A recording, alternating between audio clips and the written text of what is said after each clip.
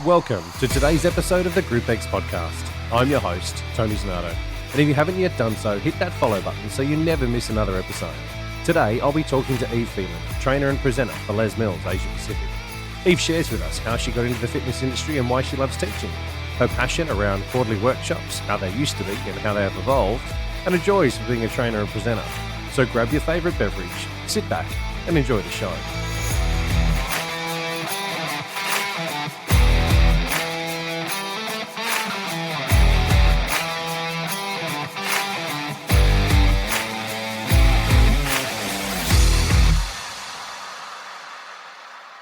Eve, thank you so much for coming on the show and having a chat with me tonight. I greatly appreciate your time.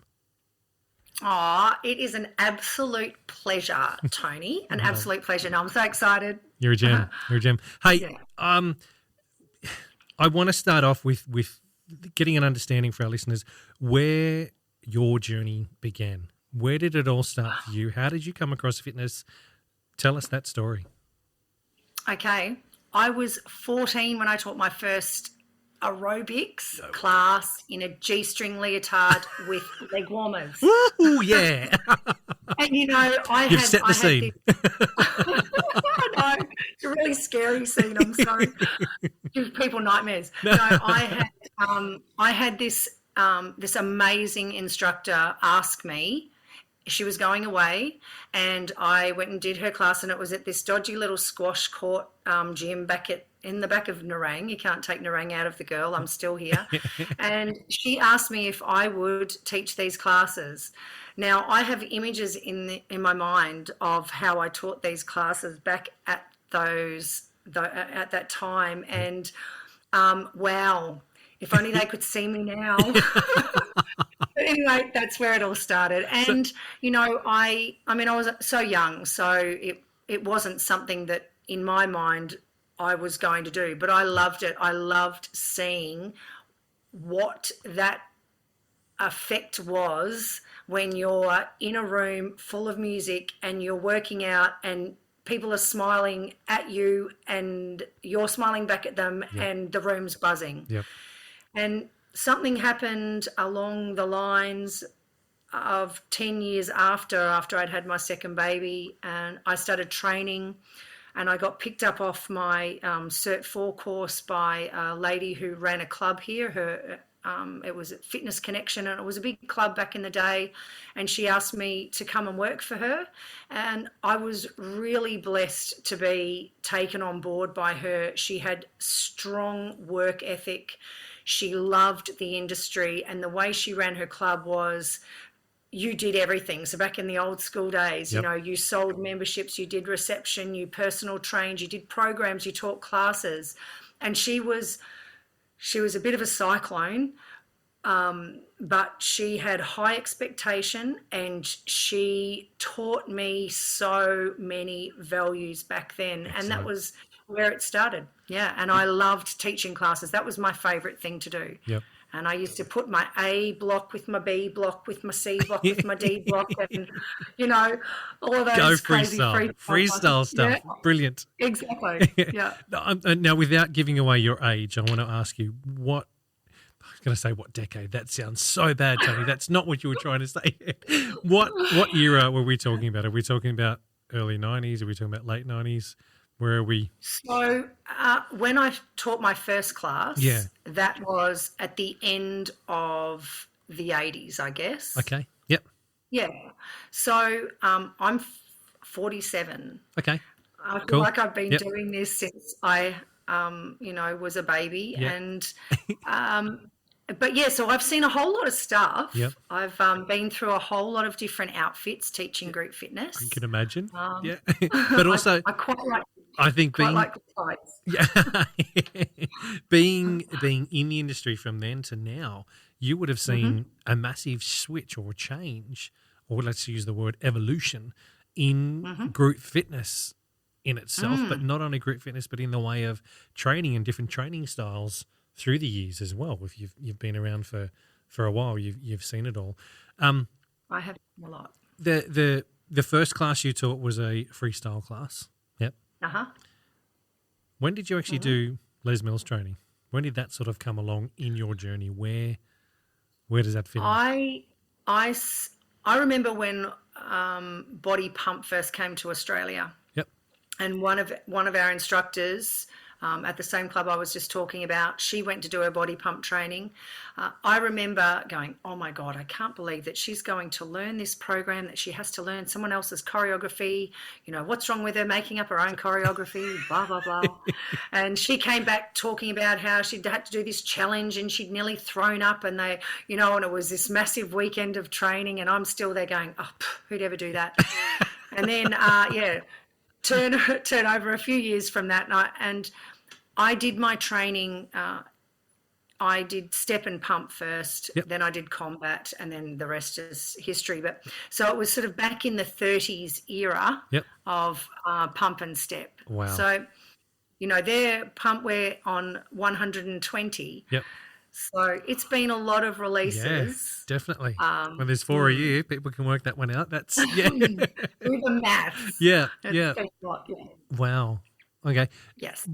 And I know I get an understanding that training back then was obviously very different to training now. So your IMT back then would have been very different. I mean, even when I did mine in 2003, it was a 3-day module. Yep. Yeah. And now it's 2 days now, Well, we do 2 days, and then we do the day 3 certification in 8 weeks now. Yes. Which is actually, it's pretty awesome. I think from a supporting of instructors, ensuring that they do some of the work after they've been bombarded with the information overload over a weekend. Yeah. Yep. So having that 8 weeks of time to themselves to go and practice team teaching, to just dip their toes into actually implementing the knowledge, rather than on one weekend thinking that you are able to go and ace teaching these programs. Yep. So I really feel this day 3 has been, it's been a real positive for getting instructors over the mark, having them certified as well, because often people would do those 2-day modules and they'd never do certification from that. Yep. And honestly, if you're really honest about it, do you think that you can take on the information on 2 days and then go out and ace being an instructor? And it's not just about, nailing choreography. It's not about that. It's about being able to actually see a room and see what's happening in front of you and implement the skills that you learn. And that takes time. It takes practice. 8 weeks is not enough, but it gives you enough time to get have at least, a little bit of... Yeah, you get the foundations and that kind of stuff in play. When you did your training, was it a 2-day module or a 3-day module? No, it was 3 days. It was 3 days. Yep. But 2 weeks later? Mm-hmm. Yeah, so it's the same as when I went through my pump as well, and that was it was good. I think my training was with AT, with Andrew Taylor, which was for pump, which was perfect. Yes. Nice when you've got someone and gel, because he was my PT. He was, we were fairly good mates, so that was easy, but it was still a challenge. I only had 2 weeks.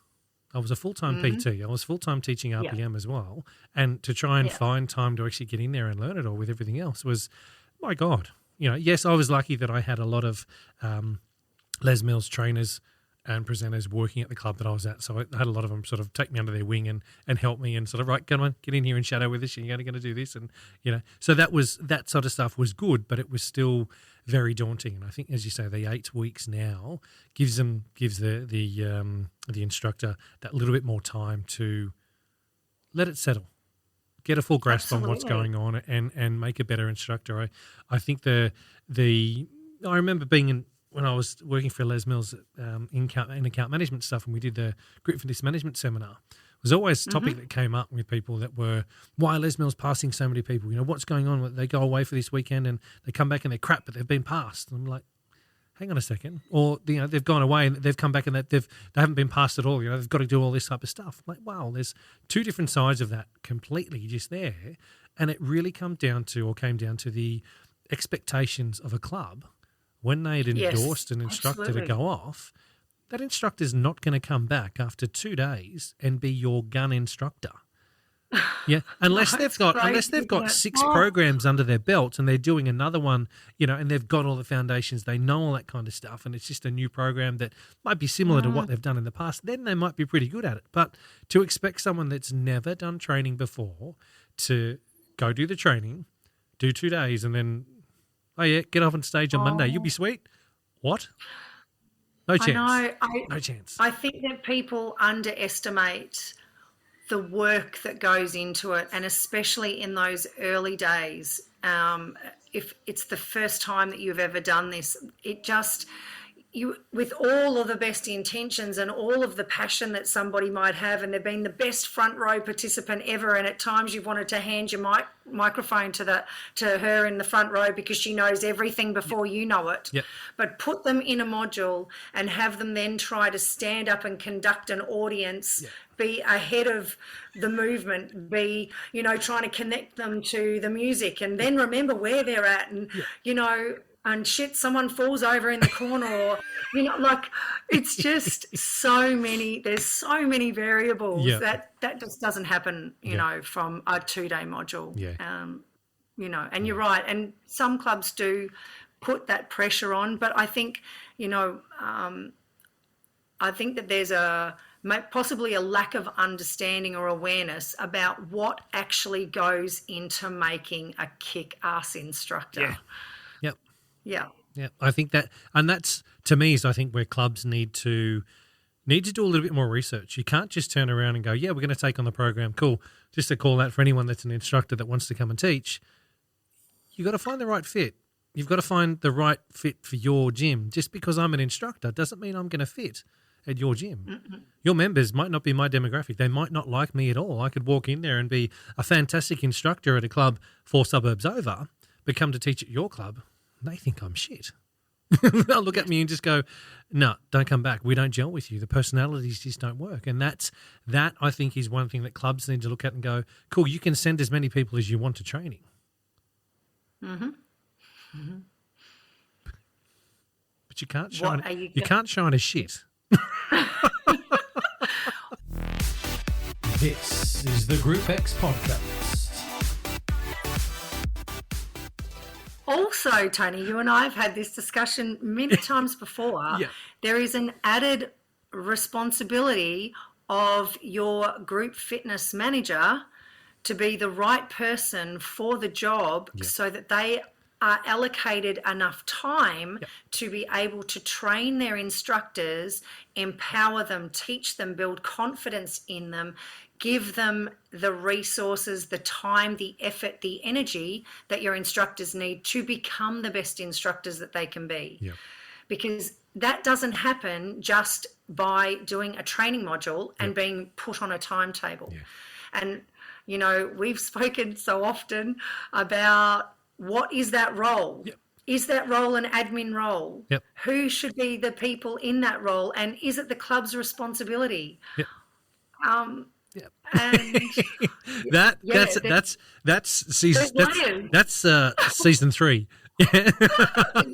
That's season 3 podcast. So people, pause that because you and I are going to chat again around that one. But people that are listening, stay tuned for season 3 podcast. That'll be coming out around Group X management and the who, what, where, how, why, and when, and bloody what you should be doing. So stay tuned. But pause on that. What I want to get back to you. I want to get back to you and your journey through this. Let me ask you a weird question that I haven't asked anybody yet. Why do you teach? Oh, first of all, knowing when somebody leaves that room that I have lit a little spark or ignited a little flame or changed the course of their mental space for that day, or just made them smile, made them feel good. Yep. Just that feeling, knowing that, seeing that happen is the greatest joy. So that's what do I get from them? But also for me, when I turn the music on, everything around me is quiet. Yep. So it's quiet in my own brain. Yeah. It's everything else that was probably noisy through the day that I don't even think about it. Yeah. It allows me some real clarity for an hour. Yep. Or a half an hour, and it takes all of that pressure off my own shoulders as it has just gone, and it's an amazing stress reliever. Yeah. I love hearing that, because the other people that I've interviewed beforehand on the show, that it's almost the same response that I've gotten when I've asked that question in that roundabout way, is that people it's their outlet. They love it so much because they love being able to impact people's lives, but also what it does for you as an individual is so powerful as well. It's that you're giving something to somebody else, but at the same time, it's you being able to deal with your stuff in your way, and it gives you 100% your time, but it's not your time. It's their time. No. But it just works so well that, it can be that stress release, as you said, and also that time to, it's you time. Like the pressure cooker is off. The pressure's off. I just, even though sometimes the lead up to it can be, I can feel the pressure because I have a lot of different things happening and choreography, and then I've got, I'm needed somewhere and the kids want something, and so beforehand I can sort of sometimes get that anxious feeling, oh my God, but then you walk into that room and everything else goes. It's very peaceful, actually. Back when I used to teach, and I used to teach a 6:15 a.m. class in Canberra, and also back in Sydney back then, I never slept properly the night before. It'd be that whole, did I set an alarm? You'd wake up 1,000 times throughout the night. Okay, not 1,000 times, but you'd wake up half a dozen times throughout the night thinking, oh, what time is it? Oh no, I've got another 3 hours yet. Okay, go back to sleep. Okay. But I'm sure that I'm not the only one that happens to, but I'm not the only one. It's that anticipation and that whole, I get there was the butterflies, even though I did it for 15 years or whatever it was still, I got butterflies before going to teach every time. And even though I'd get up there and you'd have that moment of autopilot that would kick in, and you knew what you did because you were doing it so often, and you knew what had to be done, there was always that anticipation and that butterflies of, oh my God. And I think to me that was because I loved it so much and enjoyed it so much. That's why I got it. And I think when that stopped is when I realized I needed to jump off the stage and not teach anymore. I haven't taught now in 5 years, but this isn't about me. It's about you. But it was that very much the feeling of, It the butterflies. Means something. It means something. And you know that I think people, the fact that they have decided to spend this half an hour or an hour coming here to do this with me, that's something really important. And I want for them to have a useful time, it's important. People's time is valuable. So it's a big responsibility. Trying to hope that they feel something, hope that it makes them leave feeling better than when they came. And it does have a flow-on effect. It has a flow-on effect for the way that they work. It has a flow-on effect for their family. Those good feels. There should be more good feels. This is the Group X podcast.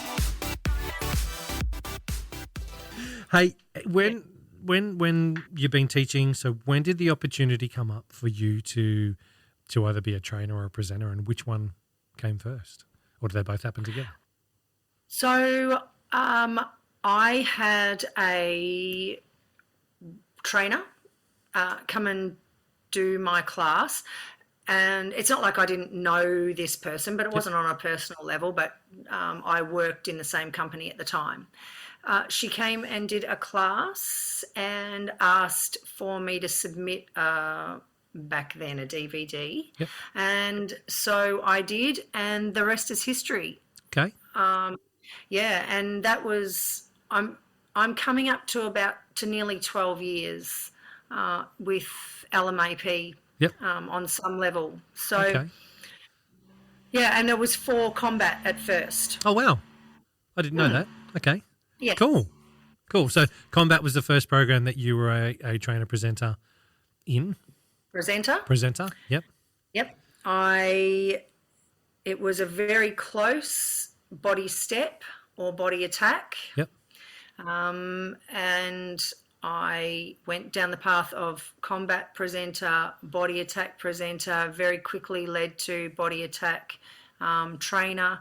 And in that time was asked to start with the group boot camp, where I was then selected to be one of the trainers for there. So it was Sweet. those 3 programs in the beginning. And I was really blessed with, some amazing people seeing something in me or seeing a real passion in me.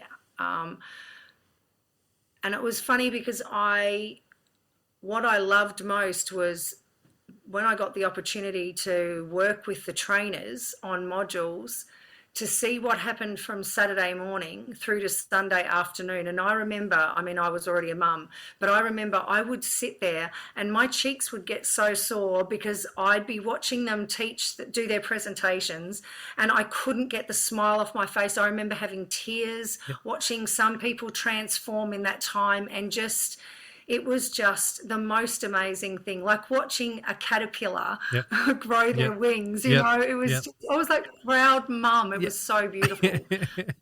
And then watching, I guess, then a real connect from being on those training modules to then doing a big workshop, or seeing those trainees that were in those modules then in front of me presenting at workshops, and just their face, like they were just, so, just overflowing with energy and excitement and it's just the most amazing thing. And because I'm like, oh my God, you get it, you see it, you feel it. It's just, it's like they're talking my language. So was presenting now to presenting 12 years ago, is there a difference? Very much so. And is that due to venue? Is it due to no longer having the massive quarterlies that we used to have? What can you describe what that is, where that change is? I think that all of the things that you just mentioned have an impact. Yep. And it's just such a different space now. I feel for some reason the energy and the passion, like the true dedicated passion around our programs, is so different. Yep. I would turn up at the RNA showgrounds with all of my other instructors, and we'd be road tripping, and we'd go up to this place and they'd have all of the clothing out for sale, and I would spend that much money. I'd be in and out of the change rooms, and everyone, you'd see the crazy fanatic instructors in the front. They'd be changing every program, in their new gear, and it was just such it was like a concert. And everyone wanted to go. All of these instructors wanted to go. And I'm not saying that we need to do it on that scale, but I do find now that the instructors want members to be in their class. They want these class numbers, but yet they won't support their programs and turn up to workshops. So I find it really, they want a lot of things, but they don't realise that they're part of that. Yes, they're part of that. You're part of the foot traffic. You're the walk. You're supposed to be walking the walk, talking the talk. So, I think can we say it's a generational thing? But it's not. It's just the world. It's just a community thing. Yes, things have changed. I mean, we live down the south coast of New South Wales, and been back here now for 5 years since we left Canberra. Now, I even remember when I was account manager for New South Wales with Les Mills, the Illawarra, or the south coast where we live in Wollongong, hardly any of the instructors from this area went to quarterlies. Now, it's a 45-minute drive to Campbelltown. They could have easily gone up there. No, we weren't doing it. From here, almost even down to Nowra. Yep, they wouldn't go. Even the Nowra guys that could have gone over to Canberra wouldn't go. Ask the question, oh, we're too busy. We've got families and stuff now. We can't do it. Be like, hang on a second. But this is what you do. You know, it's 4 times a year. 4 times a year. But yet you'd ask them what they used to do in I say the olden days. That's so wrong. What they used to do in in the past was they'd all get in. You know, they'd hire a van or they'd get in a van together and drive up from Nowra to Sydney and do it and spend the entire day there and not get home until 10 o'clock at night or whatever. You know, for some reason all that stopped. You know, and that's I'd say part of that stopped when instructors turned around and said to Les Mills, hey, no, we don't want the big quarterlies. We want it in our regional areas. We want regional ones. So it was split. And so the numbers going to these workshops was split right down a hell of a lot because you had more regional instead of the metro ones going on, although they weren't the big quarterlies anymore. That's when I believe some of this changed. But you are right as well in that the demographic of instructors that were coming through also changed. All of us that used to be groupies around the whole thing and be like, I remember there was Body Bake in Sydney. Body Bake. Yeah. They'd actually bring they'd bring cakes and food and all that kind of stuff, and it was a bake-off type thing, but they had shirts made as well that were Body Bake shirts. I think it was absolutely amazing. That was when there was that real camaraderie and the passion around what it is. But most of those people got older. And as we all got older, you have families, there are things that happen on weekends. You don't have that freedom of a luxury to be as so, young and carefree as what you used to. So I do get that. But really, four times a year. Exactly. That's my point. 4 times a year. It's like, come on, guys. Get away from your kids, from your husband, from your wife. Have a day. Yeah. Your husband can look after the kids or your wife can look after the kids for a day. Come on, this is your job. Get in there and do it. And so I think that is part of where it sort of changed as well. In our industry. Yeah, I do lay a lot of the responsibility on clubs as well in clubland. Yeah. It was such a big thing, team teaching and launches and, the effort that went into that, and you'd all get together and you'd rehearse or just a couple of times, but that, for a lot of big chains, there's no team teaching anymore. You're not allowed to do these things. And, and also if you want to work for my club, then my expectation is that we go and we make it a fun thing. And this is what we all do, so could this come back into the category of group fitness management? This is season 3, yeah. But there we go. We've got some points to talk about. But I do think that there is a lot of reasons, and but it all a lot of it needs to come back to those instructors. Is it a genuine passion that you have? Yeah. Or is it just something that you just do for a hobby? Yep. Because it's a pretty tough gig as just a hobby. There's a whole lot of stuff to learn. Yeah. As a side hustle, there is a truckload of choreography that you are learning and going through, as we all know, and it's a struggle. That's a real struggle. If you are in the industry full time, you fit it in somehow. But if you are working, I shouldn't say proper job because so many people arc up when I say that. But if you're working a 9 to 5 job that isn't in the fitness industry, and the fitness industry is your before work or after work thing, it's hard work. Yeah. It's bloody hard work. I've got to sit down of a night time and run through Macquarie. I'm sitting there to watch it. I've got to learn it. It's a challenge. It's real. It's a big deal. Yeah. And, it shows. Yeah. I think it shows for people who teach classes who it's not something that they love to do. It becomes a mundane task, or it's something that maybe they thought they wanted to do, but and you can sort of, it's not coming from that authentic place. Yeah. Hey, do you know any full-time instructors at the moment? Well, I was just until a few months ago. Yeah. So yes, I do. There's not a lot of them around. Yeah. I remember. It's hard on your body. Yeah. Look, I remember back in 2003, 2004, there's still mates now that were teaching 36 to 38 classes a week. Oh my gosh. I normally, 18 was a big figure for me. But 15, I think, was the most I ever did, and that was 15 cycle classes in a week. I was like, no more, none of that. But these were people that were doing pump, cycle, RPM, attack, freestyle stuff. It was just like, oh, wow. I don't know how your body coped with doing that for so long. Are they teaching now? One of them's not. One of them's up on the Gold Coast, up there. And I don't know if I think she's just doing PT these days. I don't think she's actually teaching as many, but she's still in the industry, still doing stuff, going strong. But yeah. This is the Group X podcast. Hey, I wanted to ask you around your training module, not the one you did, not your training module, but the first one you ever took. When you had your groupies or your group of trainee groupies, that come out wrong, didn't it? Your trainees come along. How was that for you? How was it? You'd gone through your training, you're trained up to be a trainer. What was going through your mind the morning of or the day before, and how did it go? Probably a whole lot of shit. Yeah.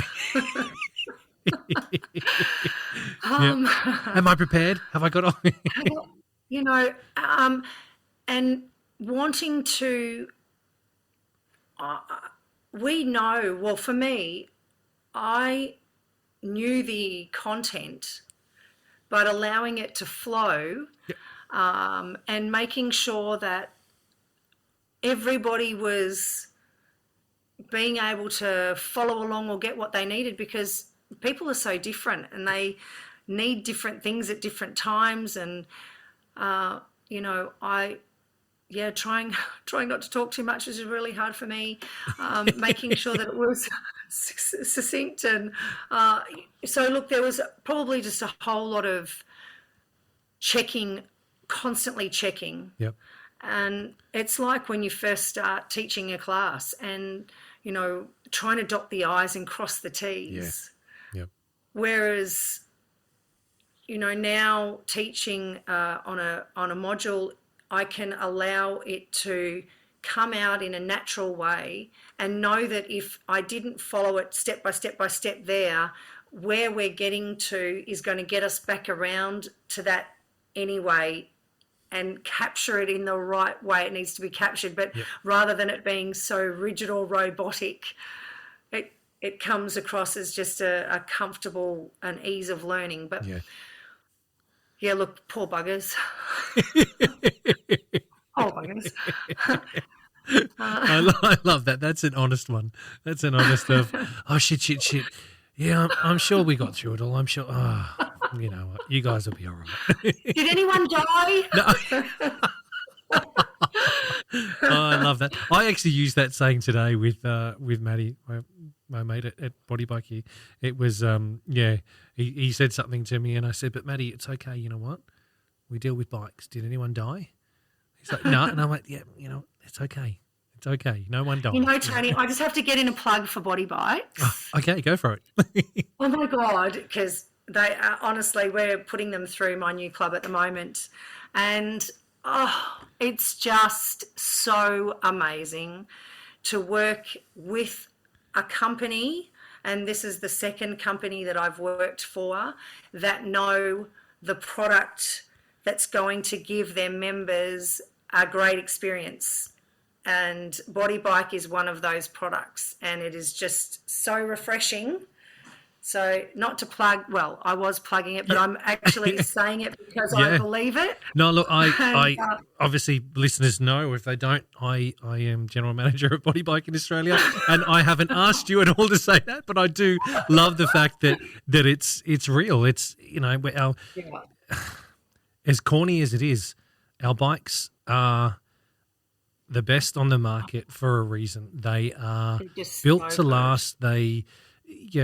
there's a reason why clubs choose our bikes. There's a reason why we have bikes in clubs for up to 11 years, if not more. Yeah, they're built to last. They hang on to them. Yeah, like anything. A Ferrari needs a service too. Yeah, you need to have them serviced, but you look after them, they're going to look after you. And we don't seem to get complaints. We get compliments. And you know what? So many compliments. You know what? Yeah. Thank you as well, because I know that you guys, it's the second club you've got the bikes in, and I know that they're doing well, and it's a pleasure for us to work with you as well. So thank you. It's all good. Hey, I'm going to wrap this up, but I want to ask you one last question, and it's what bit of advice would you give to someone wanting to do what you do? Okay. If it comes from the real you, if you actually love it and are confident enough to let that show, dance like nobody's watching, you're going to love what you do. Yep. If it's coming from any other space, from an ego space, from a want to be the next rock star, your longevity in this is going to be so short. So do it because you love it, and do it because you actually want to impact people's lives, and you want them to, you want them to come and enjoy that time that they spend with you, and allow them just to, feel that energy that is group fitness and, training with like-minded people and all of those things. Just do it from your heart. Do it from your heart. Awesome. Thank you.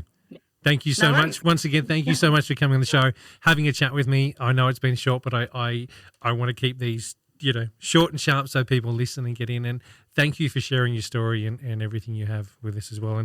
And I will say, those people that are listening, Eve will be in season 3 with me. She will be chatting to me with group fitness management stuff. Whether she likes it or not, she's just put her hand up. So, and can I plug can I give my club a plug? Please do. Go for it. Okay. Anybody listening and everybody listening, if you come to the Gold Coast, please come and visit me at our new club, Hype at Pimpamar. We are about to open on Monday, and it is the most beautiful club, and I would love for you to come and experience what we're trying to achieve there. Awesome. Well done. Yeah. Hey, I'm hopefully going to be up there in the next 4 weeks as well. So, I'm coming to visit. Come on, Tone. Get your bum on a bike. Yeah, will do. It's been a couple of years, but I'll do my best. Eve, thank you so much. Thanks so much.